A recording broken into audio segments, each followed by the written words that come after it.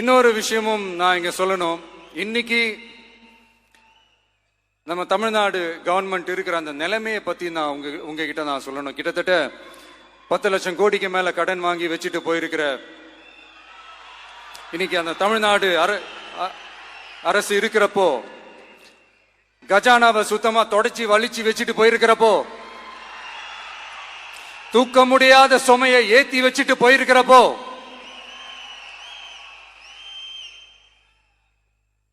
அப்படிப்பட்ட ஒரு நிலைமையில தான் இந்த பொறுப்பை நம்ம கையில் எடுத்திருக்கிறோம்.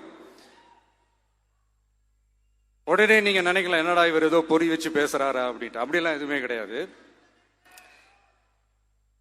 உள்ள போய் பார்த்தா தான் தெரியும் எது எந்த நிலைமையில இருக்குன்னு, என்ன இருக்கு என்ன இல்ல, எது எந்த நிலைமையில இருக்கு எது எந்த நிலைமையில இல்ல. அதையெல்லாம் பார்த்துட்டு உங்களுக்கு ஒரு வெள்ளை அறிக்கையா அதை வெளியிடணும்னு நான் நினைக்கிறேன்.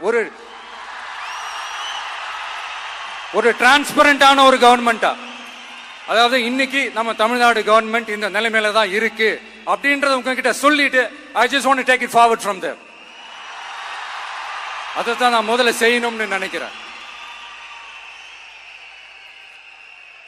தமிழ்நாட்டை பொறுத்த வரைக்கும் இப்போ யாரையாவது போய் ஏதாவது சந்திக்கணும் அப்படின்னா இந்த மூஞ்ச மூடிக்கிட்டு போய் சந்திக்கிறதோ,